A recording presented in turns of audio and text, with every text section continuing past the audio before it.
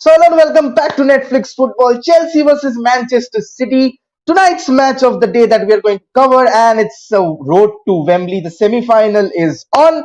Some semi-finals, yeah, semi-final bolte hi as a Man United fan, it hurts here. Here, you can see my heart is pounding outside.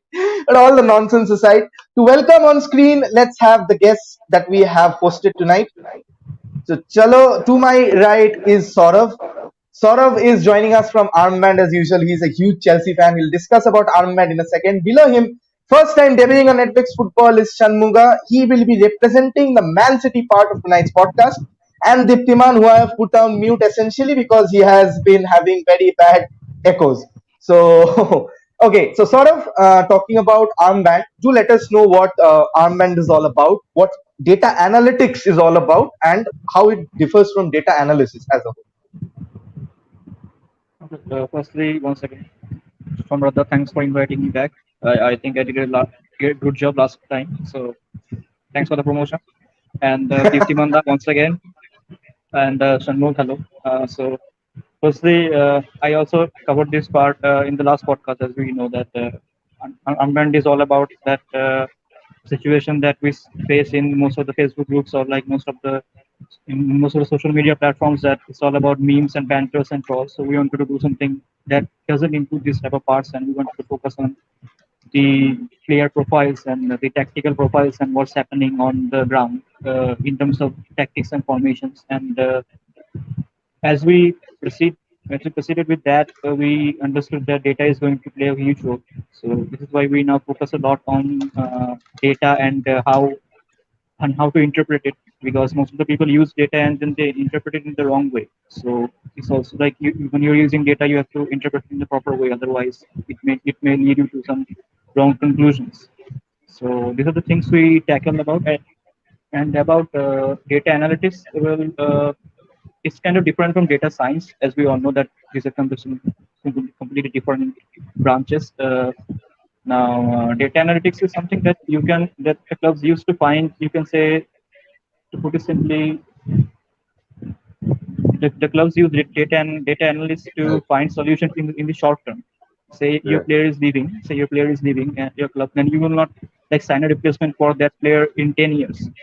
You sign replacement in the next window. So like this is the things that data can help you find better and cheaper and younger player with higher potential and something like that, if you want to put it that way. So these are the things we deal about, and let's see how things pan out. Absolutely, absolutely. So you said very recently that how Kevin De Bruyne actually signed his new contract based on data analytics experts. So we'll dive into that a bit later when we are comparing Kevin De Bruyne with other players. So Shanmuga, before I introduce you, actually let's have a glance at the lineup.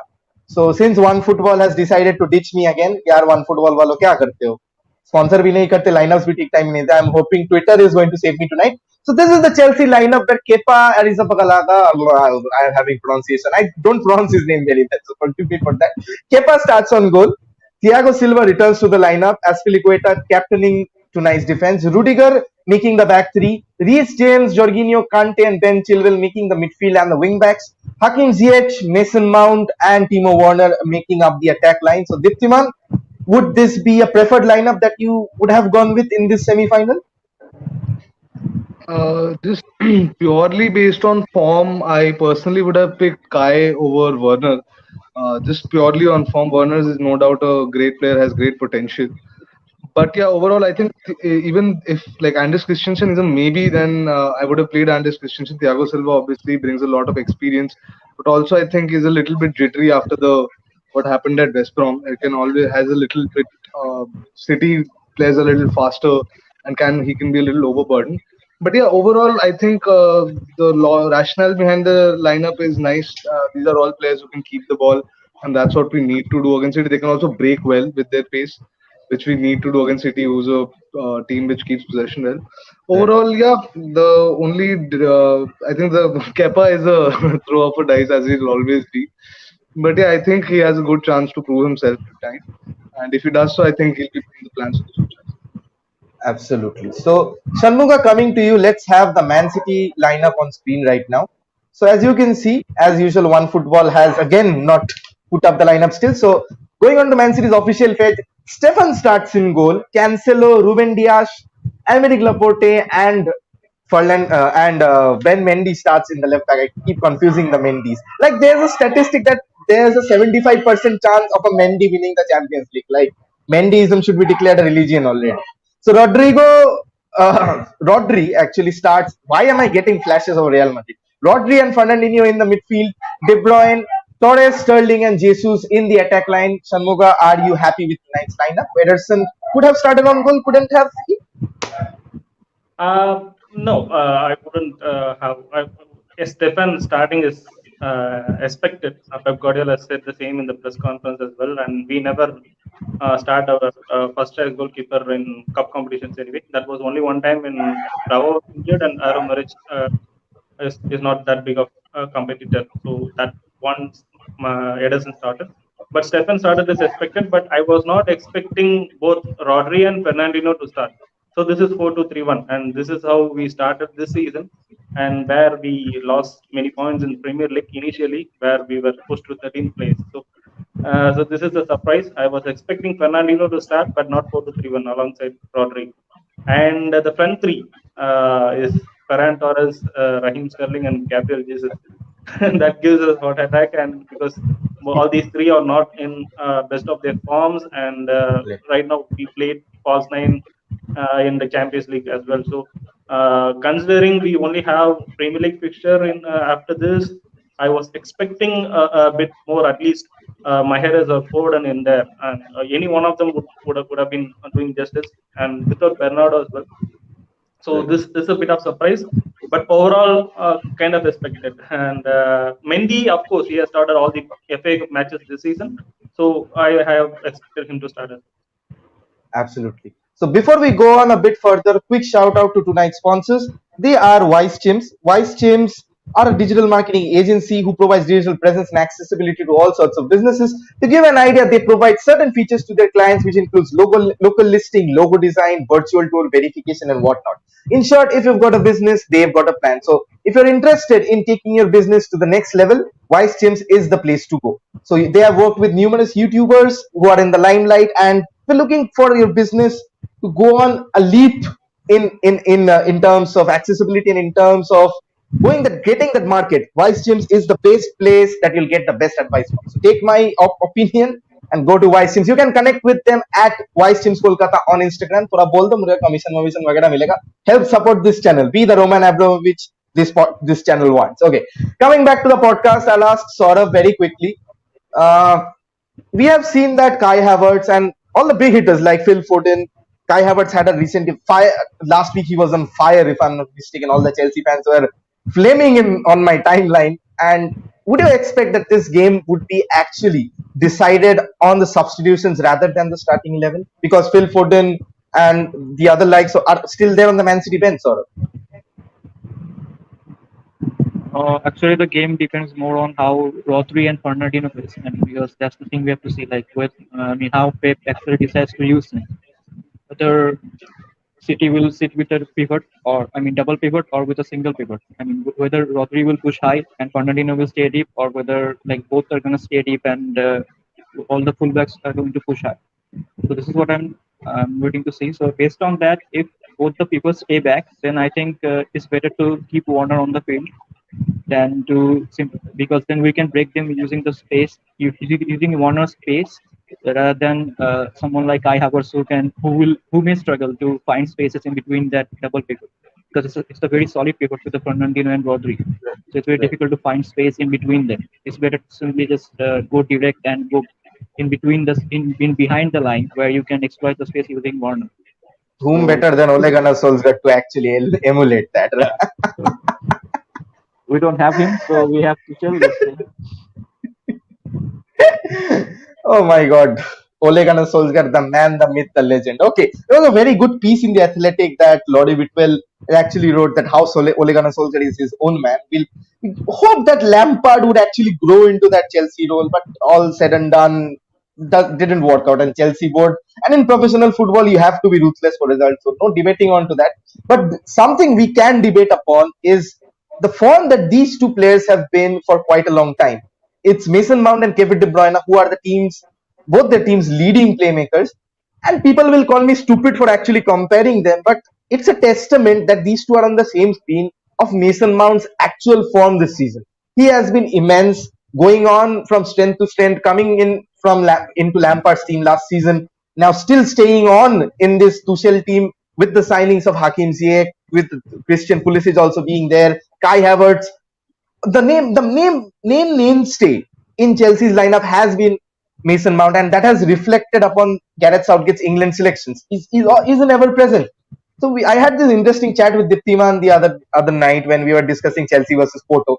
That he has been like a region of Joe Cole of sorts, with that extra motivation, that fire inside him to be one of the best players in the Premier League and possibly the world. So Diptiman, I'll go back to you on the same strata.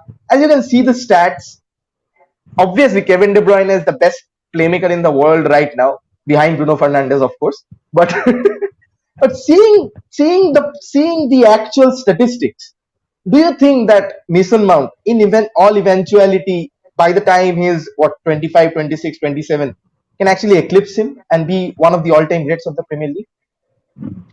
Samrat, that's a great question. I don't know about eclipsing him of sorts, but I can surely think that Mason Mount is an integral part of the Chelsea team, which allows him to start. The key difference I find between the two players is that De Bruyne started as a very attacking midfielder, and Mount was rolled back to a more of a like picking up the ball in between the defense and the midfielders, and playing that center midfielder role a lot. Yes, he's been given forward starts, but I always feel him drifting in the middle end of sorts. And yeah, the only thing I find what Mount lacks is a good team around him, a good player to pass to, and a good aggressive front three. De Bruyne has always obviously been gifted a lot of players by his manager and the big purse which he carries around with him. But yes, given the time and given the experience he's going to get through England experiences as well as Chelsea experiences, he definitely has the potential. Especially, I would say in the current Chelsea team, I find only Mason Mount who can, as of this season's form, who's really started to impress everyone and has really started to stamp his like foot on the competition. He's a player who we feel is going to create a sense of anxiety in the defenders and create a sense of trouble in the face of the opposition. So that's very important. And yeah, given a couple of years and barring no unforeseen injuries of sorts, and given that we could build a good team, a high performing team around him, I can definitely see him not eclipsing would be a big word, because Kevin is Kevin, and we obviously regret losing him a lot, and he's one of my favorite players ever. But yeah, he can definitely match up to the standards which KDB has been performing at, and so consistently. But only time will tell. But yeah, good luck to the lad. He's done real good work. Right. Shades of our own boys of that. So Shanmugam, real quickly, like I did this podcast with Mr. Ranjit Bajaj, and how insightful that was. That when he was talking about half spaces and Pep Guardiola's persistence on zone 14, one player always shown through my mind is Kevin De Bruyne. Like, modern football is all about half spaces and how you exploit that, and how Pep Guardiola has taken that concept from Rinus Michel's Ajax to Johan Cruyff's Barcelona, and now on to Manchester City, like the overloads that they create are deadly in any team. So would you see that these two players actually thrive on that exact half space or zone 14, whatever you might want to call it? So these two players on screen right now, according to you, the best users of half space in English football at the moment? Kevin De Bruyne, yes, obviously, and Mason Mount is right there, and I wouldn't say he is the best currently, but he definitely has a potential. And starting from under Frank Lampard as well, even in the championship when he was on loan, he's a tremendous potential. I got to agree with that on that, and even the stats looks comparable to the mighty De Bruyne. De Bruyne is testament to what he has done so far. So to free spaces, like you said, Pep Guardiola loves such kind of midfielders to have in his team. And even more than KDB, it was David Silva who impressed Pep Guardiola the most in finding those kind of spaces. And a bit of difference in position for De Bruyne and David Silva. And if you watch Manchester City matches closely, KDB does two things, two different positions. Sometimes he plays as a perfect CM, maybe right sided CM, and sometimes he's given a free role. And today's match is actually given a free role as we have Dino and Rodri pivot. So with respect to the spaces, Mount is right there. Right. I wouldn't say exactly he's already there. So, but high prospects for Mason Mount. He's one of my rivals. He plays for one of my rivals, but absolute joy watching the lad. So I have a question from Yusuf for Saurav right now. So Saurav, Yusuf says that as we saw, Tuchel went with a long ball switching of play tactics against Liverpool. Can we see a similar sort of approach against Pep? Like I know Saurav, you talked about how Ole Gunnar Solskjaer and how fast they have to move, but do you think that essentially because we have not seen Tuchel play much with this tactic, but do you think that is a necessity and the blueprints from that Manchester United win will aid to Tuchel's cause tonight? Possibly because Tuchel is kind of one of those unpredictable managers. Like nobody expected Kepa to start today. But he was like Kepa is starting, so it's kind of like that. Nobody expected Chelsea to concede 5 against West Ham. Yeah, you're unexpected, all right. And nobody also expected United to lose in Istanbul. So let's not go there. And Come on. Tuchel is not managing United. We are managed by a PE teacher. Come on, who, by the way, has not lost to Chelsea in the Premier League. So yeah, go on with your agenda. Okay, go back to the topic. Okay, so the thing is that look, if City played a double pivot, so it will be like Mason Mount and Hakim Ziyech will be marked by Fernandinho and Rodri. Simple as that. And Mount and Warner has to find space behind this pivot and in between the line of the pivot and the center back. So Ruben Diaz and Laporte will stay back for sure, and one of the fullbacks will stay back, and one will push high. Probably Cancelo will push high, and the other one will stay back. So it will be a 3+2. So this is like the 5 they want at the back, and so it will be Mount and Ziyech marked by the pivots, and Warner has to place himself in between that line. And once he places himself in between that line, then he has a chance to run. But once again, against someone like Ruben Diaz and Laporte, it's very difficult to like actually go long and kind of play like that. Even if you look at the goals Chelsea scored against Liverpool, it wasn't like Mount and Ziyech were staying in the half spaces. Mount actually went to the left wide BGM and he actually pinned Arnold. And Arnold lost the mark of Mount, and then Kante played a long ball to him, and then Mount was able to make the run. So it has to be like where the space is and how they exploit it. So if they go direct, it will not be that easy to simply just run past Ruben Diaz and Laporte like that. But yeah, we can use that, and probably if we get the chance, then why not? Do answer sort of question that Kovacic is not playing today. Would it affect any of Tuchel's plans? Probably not, because against City, I would say it's better to play with a solid 5, because in the center back we have already Thiago Silva, Aspilicueta, and Rudiger, and ahead of those two we have Kante and Jorginho. So Jorginho played incredibly well in last few games, like against if you say Porto in the last game, he made like 11 ball recoveries. So we don't talk about his pace of Jorginho, but he's incredibly like integral part of the Chelsea team right now. And with Kante, like we don't need to talk about that. We know what he can do on his day. So if De Bruyne gets a free role, then it's better to mark him with Kante and Jorginho zonally than Kovacic and Kante, or Kovacic and Jorginho. It's better to have Jorginho and Kante. Kovacic on the pitch. If De Bruyne gets play on a free role, and as he's playing on a free role tonight, so it's better. I would suggest it's better that he went with. It's better that Kovacic is injured, and we got to go with Jorginho and Kante. Absolutely.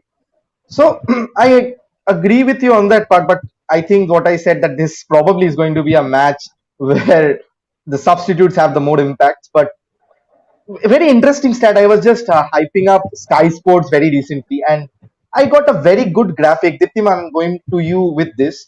That this is the slide that I have, and this actually shows Chelsea's average positioning under Thomas Tuchel. And see where I'll bring up the Man City in a bit after Diptiman talks about this. see where the forwards position is. Many of the times we have seen Olivier Giroud, because this place is probably dominated by how Olivier Giroud is going with good with his back to goal and how he has come up with the goals. Timo Werner sometimes playing here, dropping so much deep because his forwards don't get that much of what do you say, that much of a possession in the final third of the playing area. And as you can see, right wing back Reece James and left wing back either it's Chilwell or it's favored Marcos Alonso, sometimes too much ahead, and more or less they maintain shape. So would you think that, Diptiman, that this is the blueprint that has been instilled in, and quite is it quite similar to what Antonio Conte was bringing at Chelsea a few years back? Because we kind of see the same lineup and the same players being selected that it was being with him, right? Yeah, I think when Antonio Conte was there, it was a very fresh thing to do with our players, and I think the opposition took a little bit of a time into understanding what we were doing. With Tuchel, I think I don't know if this is his model or not. I haven't followed him in depth as much in clubs previously to Chelsea. We switch managers so fast; it becomes difficult to assess who was playing what. But yeah, essentially what you see here is there's a little difficulty in terms of we don't have that, like, even though Werner is an out and out forward, I still do not see him in those like wing pockets or in the ball. Yeah, you were correct that probably we don't keep the ball so much.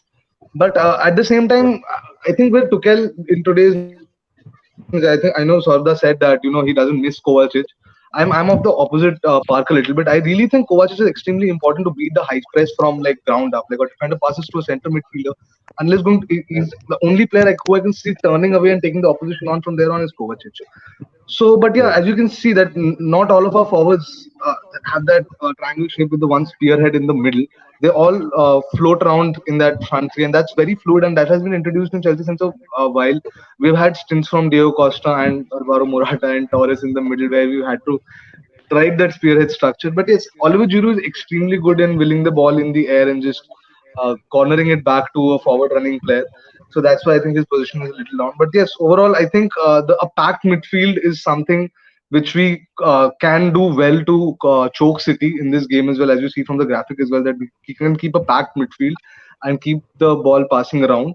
And I think winning the possession back and just holding our nerve would be very important in this game and the games to come under Thomas Tuchel, because we do like unless Ziyech or Werner start performing at the levels they do, we do not have that insane amount of creativity in that one player to make that great pass as of right now. But yeah, if we keep the hold of the ball in the middle and just push it to either of our fullbacks who will be into space because of this formation, which I think Tuchel uses a lot.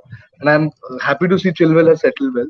So that will help us. I'm sure that will help us a lot. Absolutely. I'll just bring up the Man City graphic in a moment. Just a second. Why doesn't it open with? You have to pay. No, I don't have to pay. Man City has covered that already. And why would you have to pay if? Okay, I'll open with. Never know It's with City. uh, I'll just put it. Okay, it's up. Okay. Shanmuga, this is something very interesting. Like the Chelsea average positioning that we just viewed right now. Why isn't it viewing? Sorry for the technical glitch. I'll just try just again. Just a second.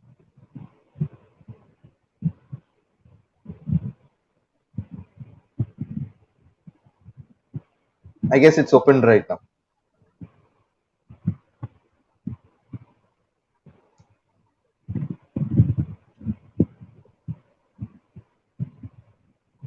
Shanmuga, if you can see the graphic that's on screen, I don't know what's It is happening. still loading for me. It is still loading for us as well. I don't know what's wrong. Okay, Yeah, it's there we up. go. It's up. Okay, in difference between what Manchester City and Chelsea line up, just a second, you're echoing. Okay, the difference between what Manchester City and Chelsea line up is that we can see Chelsea keep a very compact midfield, and we don't know where Man City's players play because of the aforementioned positioning masterclass and positional rotation that has been going on since generations in total Dutch football. So there's an interesting comment from Arpan that he said that what about the impact of Gundogan? And if you can see the LCM position, That's the only position, probably considering the attacking midfield is Kevin De Bruyne's own sole birthright, and the LCM position is actually where Gundogan plays, and he's the one making those late runs. This is quite interesting, isn't it? I'll ask Shanmuga to actually describe what goes on in Pep. It's impossible to describe fluently. I'll ask him just, क्या होता क्या है भाई समझाओ कुछ. We cannot understand what goes on in here. Yeah, so in simple words, like the position perfectly shows up. In position, it's a back three. It's a back three, and it changes. So starting from defense to attack, it's always either Laporte, Diaz, Walker, or if Stone starts, Diaz moves to the left side, and Stone's in the middle, and Walker on the right side. So it's more or less a back three when having possession of the ball. And like you said, Gundogan plays at LCM position, and he is at his absolute best when KDB is not in the starting 11, actually. So when KDB is not playing and if he's injured, then Gundogan is asked to move forward a lot more than what we usually does when KDB is on the pitch. So that was the time he started scoring a lot of goals. And now with KDB returned, he is given that license to move forward, and Gundogan is slightly deeper. The right side or the position, as you can see, is a bit advanced because of Cancelo, maybe since he would slot into that midfield role. And if you see that position, you can also see just to the offline a midfield of three players. So that's the DM having position with the fullbacks. So it's either Cinch on the left and Cancel on the right, or the other fullback, or the other fullback. And surprisingly, this formation is a surprising for us City fans as well this season, because in the previous seasons, if you consider our Centurions as well as Formidables, Pep Guardiola uses it with the when Leroy Sané on the left wing and Raheem Sterling on the right wing was playing, and they were literally hugging the sidelines, and the formation would have been the average position would have been so much different back then. And now, since Raheem Sterling is not in that much of a form, and we are playing Riyad Mahrez, who likes to cut in, and Phil Foden, who is technically a midfielder and attacking midfielder, who is now being played in the left wing in a more attacking position. So this kind of formation makes sense, and you can see the cluster of four players in the attack, and that is basically how it is. So it can be anyone with the core of Gabriel Jesus, Phil Foden, Mahrez, and KDB. All those four can play wherever that is possible. You cannot pinpoint this one position is where this attacker or midfielder plays. So that is what this Pep Guardiola team is all about. Interchanging of roles. They do it so often. They do it so confusing to other teams, and that's what brings the best of us, I feel. It's like having free roam spammed on your FIFA tactics. But quickly going on to Saurav, that just a second. I don't know why my computer gets technical glitchy when I'm sharing screen. Probably IT cell has hacked. I won't name which, but We all know which ID is famous. Subtle. Host has left us.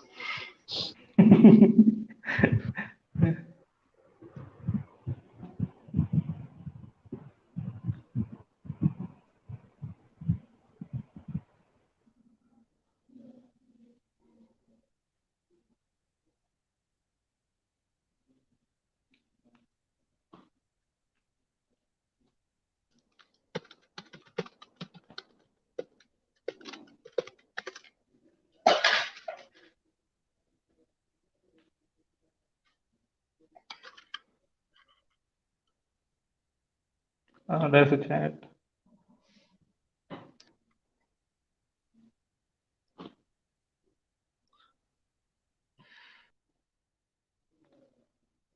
Okay, I think he will be rejoining. And okay, so let's talk about the tactics that we have. And for me, 4-2-3-1 is surprising. Manchester City, and I can only imagine the last points we have endured in this season playing that kind of a formation. So Pep went defensive here in this Okay, I'm lineup, back. and this is a bit of surprise. Hi, welcome back. Okay, Hello. so don't know what happens. Probably they kicked me out of my own session, some IT cell or something like that. Sorry for the technical glitch. As I was questioning Saurabh, as you can see that here is a demographic that represents Reece James and Trent Alexander-Arnold, and I am sure that Gareth Southgate, if he's watching this, will actually like this comparison. That sort of this is a question for you, which I would like to ask you. That see the passing range in the right hand side. Forget the left hand side of Trent Alexander-Arnold. He fizzes in everywhere at times, and partly because the corners are taken by opposite wing backs, and so Trent finds himself on the left back or the left wing slot at times. Even he scored that goal like Ashley Young against Arsenal. Arsenal fans will banter me right now. So see the range of passing and the range of crossing. The more the arrows are inside, that's the crossing pace. And Reece, we all know, has a very good, what do you say, stamina. He is OP. His crossing range, his shot power is tremendous. His work rate is more than what you expect from a natural footballer, because he bombs up and down the wing at 20. But the only issue with that is that he neither eclipses Trent Alexander-Arnold in terms of crossing and ball playing abilities, or he neither eclipses Aaron Wan-Bissaka in his tackling abilities. He's more of a mold for both. Considering sort of to be Gareth Southgate, would you actually start these games, considering that Kyle Walker and Kieran Trippier, I don't know for what is his favorite, doesn't exist? So would you start these games ahead of Trent and Aaron Wan-Bissaka? Okay, firstly, you just used OP, so I have successfully made you an anime fan.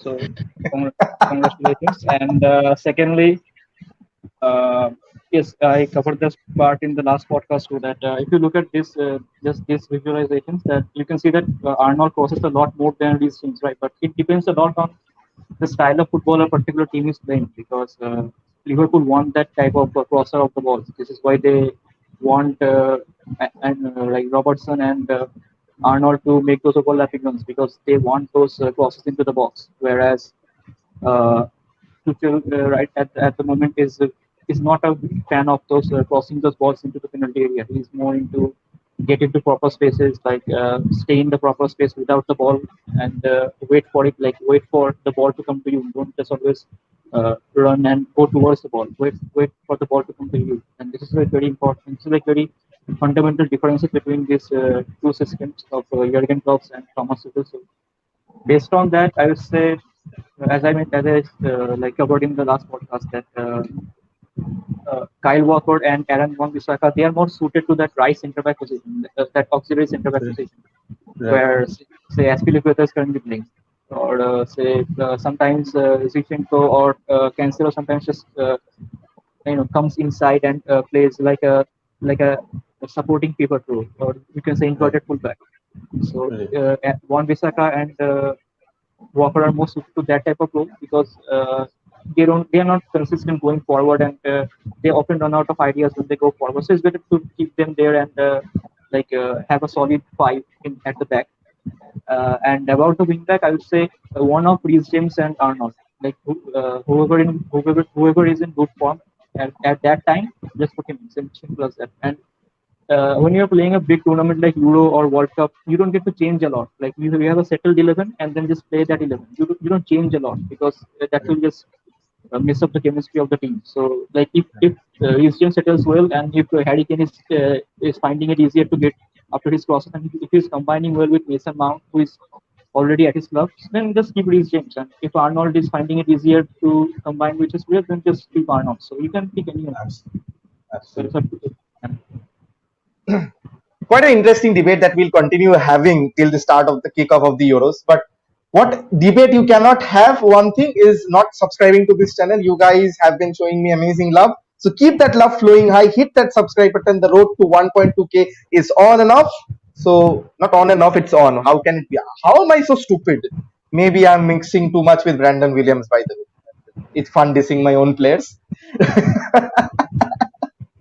सो अरे यार United fans will diss me I tell them भाई तुम लोग खुद ही ओले out करते हो तो यार खुद का पैर में छोड़ा मार के क्या फायदा Kalidas enters the chat. So Diptiman, I'll ask you one more thing, not I'll ask you several things, that one of your generational talents Kai Havertz, Cobra Kai Havertz, karate expert, whatever the banters that Twitter came up with at that moment of time.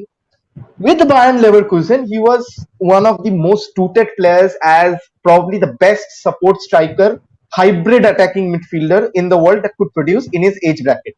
Now, fast forward, 80 million euro move to Chelsea, and he's still not finding his feet, probably due to the fact that support striker position does not exist in Premier League football, and he has to make do with a right wing slot more often than not, and very less as an attacking midfielder because we have seen Mason Mount dominate that position that we talked about earlier in this podcast. So, how would you actually rate Kai Havertz in a match like this? Because he had a fantastic performance the other night. Is he number one? Is he unlucky to miss out? And number two, would he grow into that Kai Havertz we all know, shifting his position to an attacking midfielder more, because he doesn't look that much interested to actually go back and collect the ball at times because of his natural instincts as a striker. So what do you think is the overall verdict with Kai Havertz? I think passing a verdict on his on Cobra Kai on the very first season is a little unfair to him. Yes, obviously every German player has a little bit of a difficulty settling into the English Premier League. Like I remember Werner's quote saying that I haven't met this fast and this stronger defenders ever in the league. So that also comments on the quality of the German league as well. So, but yeah, I think it'll be too harsh. Yes, he did show a great game in front of Palace. Did show what he is capable of. But yeah, I think the biggest problem he's facing, and I don't know, I'm sure Lampard would have been facing as well before he got sacked, is to where exactly does he function well? Because if you're giving him a support striker role, you need to give him a striker to support. So playing him on the wings, you need to know that he's not he's not lightning quick. Yes, he has his strength, he has his movements a little bit and can pass, but he's not that burst of pace. Doesn't have that burst of pace. Can't play him in an attacking midfield role sort of place because that gets like collapsed in the Premier League with the centre backs and the CDMs working together very closely. But yeah, overall, I think I have hopes on him. It's a big money move, and Chelsea's big money moves haven't always worked out. And like I'm sure we remembered Torres for a while and forgot Morata very quickly. But with Havertz, yes, we saw what he's capable of. He's quite young still, has a lot of potential. I'd like to see him grow more into the team, but for that to happen, obviously Tuchel needs to figure out as to which position does he need to play and what players does he need to play around to actually take his natural game out. But yeah, his role, that Thomas CF centre forward role, as this used to have in FIFA, I don't think a role like that exists. So it is on him as well to work with the manager and to find out what position is he working at best. And first and foremost, what I'd like to see from Kai Havertz is a little bit more aggression and energy. I just feel just looking at him, I feel he's just a little bit of casual on the ball and not taking the full aggression of the match as he should. That's probably just his face. I'm just probably commenting. But yeah, I just want to see that fire in him and to go past players and keep doing the good work he did it before Crystal Palace. Absolutely, because that's one thing I fear. Because when you commented on German league, Sancho has been stat padding his way since like last 2-3 years, and that's the fear I have. Because talking about again a red devil, a red supporter on election day, talking about reds and right wings doesn't actually make sense. यार नाम मत बता दो, last podcast के मैं कहीं नाम वगैरह बता दिया था. Probably I'm on the radar and they are mobbing outside. I don't know. Sort of very quickly, Shanmugh, I'll wait you for one more thing that I'll ask you after, sort of, because that's the important part after, and that has to happen in sequence. Sort of moving on to the tactical analysis segment, that we have seen how Tuchel, we have talked about, seen the average positionings of how 3-5-2 or a 3-4-3 position formation that actually, or a rotating forward line 3-5-2, what Diptiman touched up upon, that fluidic movement. I'll bring up the slide, and this is the one versus Wolves. Now, as you can see, Kai Havertz asking for a taxi over here. Jokes apart. As you can see, the compactness of the midfield, and I think someone commented that Chelsea have to play 180 minutes. Just a second, I'll bring up that comment. Yeah. Raj said that Chelsea needs to play 180 minutes in a 90-minute match to win. Going up with the lineup, maybe, do you think Tuchel has sacrificed his more creative players for more energetic and more industrious outlook on this match to actually contain Manchester City? Firstly, the slide you are showing right now, the Wolves versus Chelsea one, where you can see that the gap is in between the lines. And in this scenario, the gap is in between the lines, but most of the times it's very difficult to find gaps in between two lines, like a defensive line and a midfield line, or like a midfield line or an offensive line, a forward line. So most of the times in modern football, the gaps in between one single line. Say the goals we scored against Crystal Palace, for example.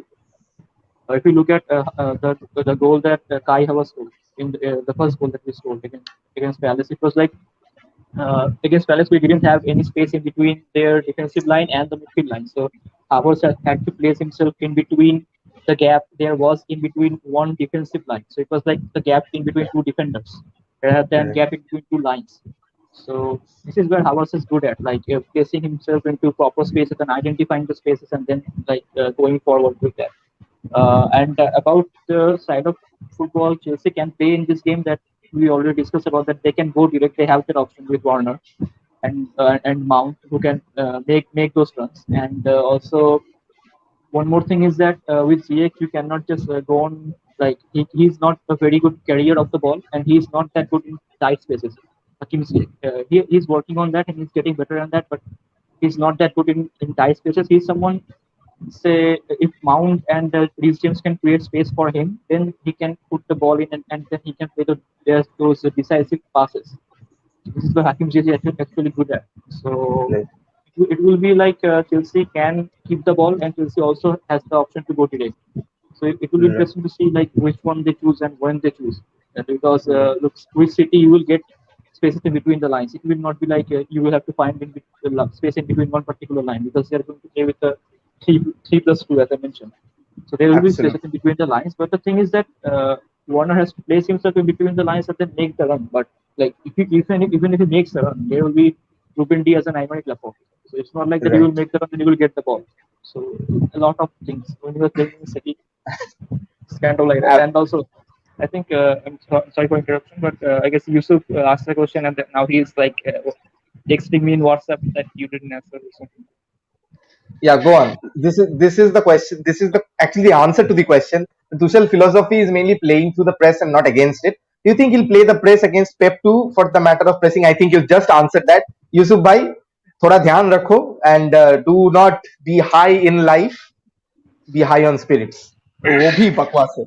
So Shanmuga, coming to you now, the reason I showed the first slide is sort of expertly explained that there were spaces between the lines, and as he said that playing City will not get that much of space in between the lines. Where I beg to differ on this. Now the reason I selected that was, as you can see, No, this was I the said last.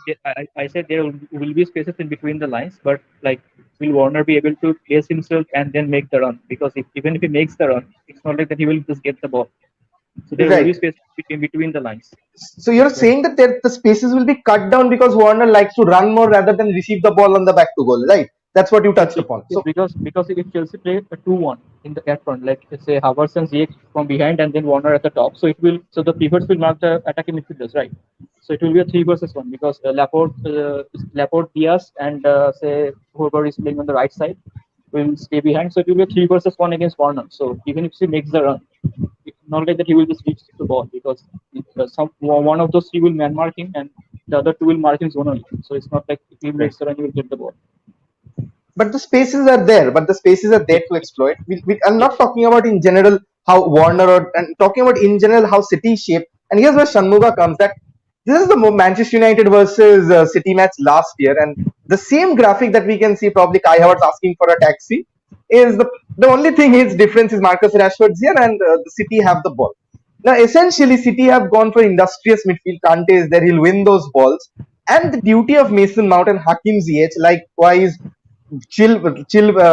Your Reece James will be running ragged on the right wing, probably keeping City's left back at bay. But Shanmuga, I'd like to ask you this: number one, is this the blueprint? As I asked sort of before, that is this the blueprint for beating City? Playing industrious players like Fred and McTominay in midfield. Kante is obviously 10 times the player Fred is, and basically playing hoof balls. And I'm sure Pep Guardiola is aware about that. But do you think that playing this style and what Chelsea have actually lined up with is going to be difficult? Because Man City will have the fair share of possession. And whenever City get it into a transition and Chelsea have the ball, you'll see balls being launched forward. So would you as a Man City fan would be wary of the spaces down the channels because of your fullbacks actually overlapping and underlapping, like खिचड़ी पक जाता है, कब overlap करता है, कब underlap करता है. But would you be wary, Shanmugha? Yeah, that's a nice question actually. To quote that, Antonio Conte famously said, "I would be stupid to play Manchester City in a very open game." So that very well explains it. So to beat not Manchester City, to beat a Pep Guardiola's team in a very open play, it's very very limited. Only very few teams can do it. Which one of his clubs, Liverpool, and Luis Enrique's Barcelona. So they could do it, and I don't think any other team could have done कोले it. का नाम भी बता दो. Maybe FLICKS, but we have not faced them yet, so I don't know. But coming back to your question, this kind of like industrious midfielder, like you mentioned, N'Golo Kante has always been exceptional against City whenever he has played. So these kind of midfielders were there.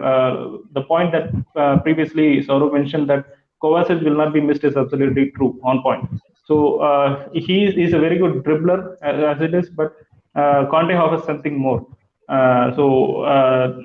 Like I said, Fred and even the losses that we had against United in the league, even though we knocked United twice in the cup competitions, just putting it out there. But Scott and Fred did stop us by playing deep in that midfield and not being very compact and attacking on the counter with pacey wingers like Rashford and mainly Rashford actually. He is becoming a threat more now in Manchester derbys every time. So that is truly a blueprint, and I am wary of such kind of play, and especially when a good tactician is out there like Thomas Tuchel. Unfortunately for us, Tuchel does not have a very good record against Pep Guardiola. He has lost 5 times and drew once when he was in Germany, of course, with Dortmund as well as Mainz. So now he has better players at his disposal with more quality, and I think personally he got the lineup spot on, and I think Pep Guardiola, I would have gone with a sole DM, but from what the Chelsea lineup I have seen, I think Pep had decided the correct lineup here. So it's going to be a perfect tactical battle. That's what I'm expecting. And like you said, this Tuchel's lineup can surely hurt us on the counter, and with especially the midfielders that could be very much influential in it. Absolutely.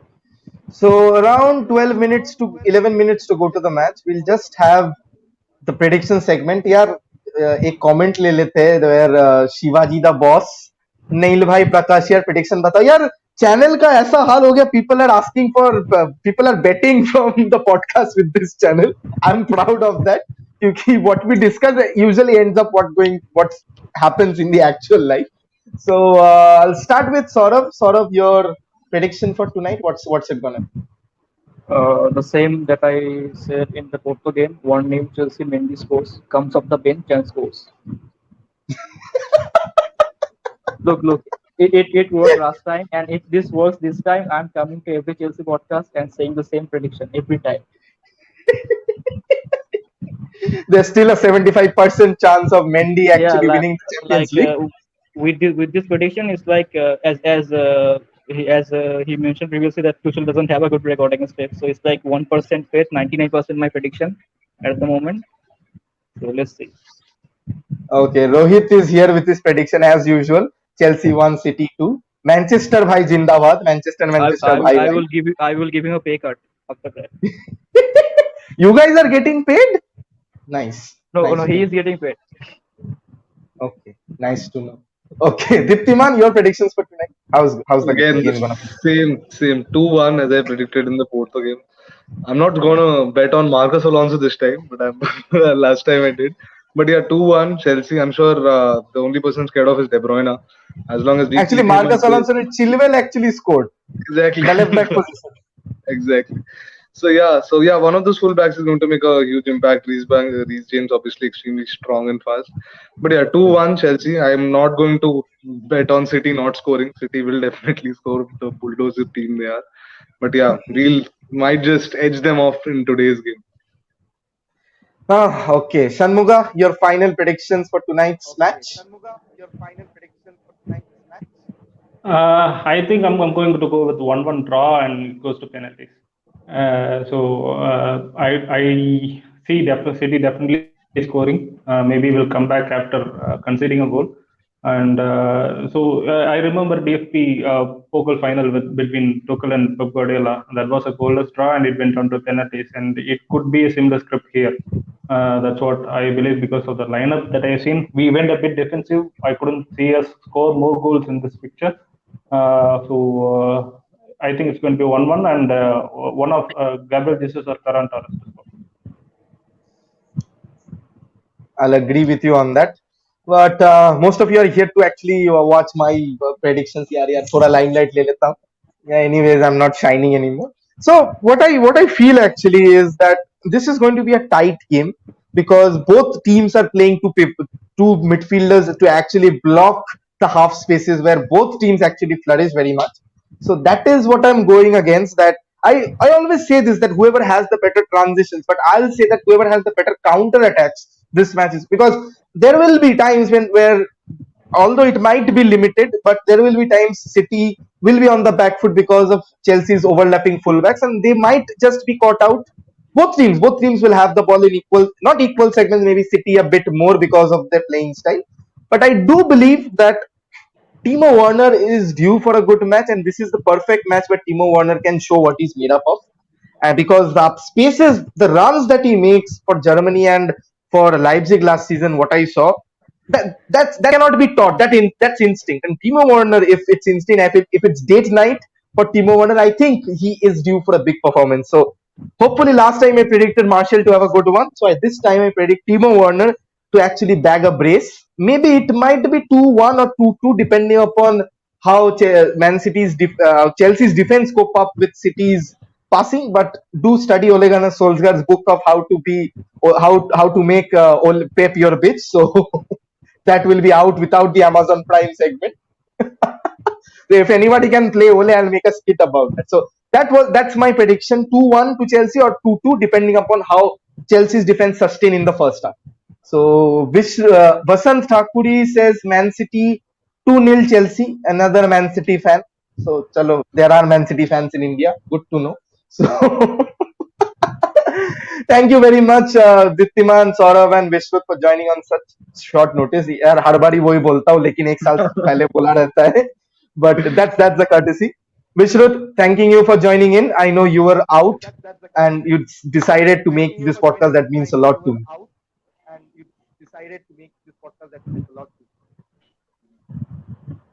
Oh, hopefully, let's hope for a good game. Let's keep this show to a premium. Thanks for having us. Thanks for having us, sir. Absolutely. I need to work on my ending. यार बहुत sad हो जाता है. That's like life. Like क्यों इतना sad होता है? Yeah, I start the show, but I end with I don't know why life is ending. Football fatigue. The football discussion fatigue. It's like we don't want this show to end. That's quite a huge deal. Thank you guys for joining in. Chalo, let's hope for a good game and let's hope to see you in much more podcasts. Either of you two is going to join me in the FA Cup final. So let's see who it is. So bet against your team and whoever is betting, मुझे यार थोड़ा commission दे दो यार. एक साल से नौकरी नहीं है, चैनल में कोई डोनेशन नहीं कर रहा है.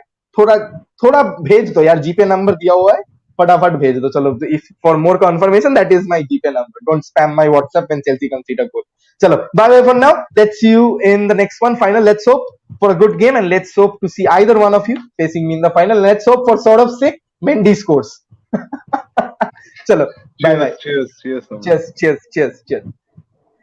So that was pretty much about it from Podcast with Neil, and let's hope for a good game tonight. Chelsea and Manchester City, always a classic encounter in modern day Premier League football teams. FA Cup semi-final, as I said, tactical battle will be up in my timeline by the time I finish dinner or by the time actually teams start playing well. But definitely do love doing this. And if you are here in the new term, do hit that subscribe button. And if you want to go on the tactics of the predictions, you can watch this video on 2x speed. And let's hope that you will agree with the predictions. थोड़ा commission भेज देना if the predictions match. So banters aside, this is your boy Neil, keeping this show to a premium podcast with Neil as usual. Tomorrow Manchester United versus Burnley, 1 hour before. Always remember, podcast with Neil is up 1 hour exactly before kickoff, so you don't have the pre-match jitters. Even if you have, you share it with me, and that goes all the way, because for the love of football, the love for the game, the love of actually seeing your team win. So let's hope for a good match. Let's hope for Roman Abramovich is more money than Sheikh Mansour this time. Let's hope that actually Premier League referees get it spot on for some while, having waited quite a long time. So chalo, see you. Game starts in around 4 minutes. So let's hope again for a good game, for a clean game. So chalo, kal milte hain. Bye bye for now. Chalo, take care. See you, and do stay safe. Corona is on the rise, so do stay safe, stay home, stay healthy, and chalo, wishing you all good health and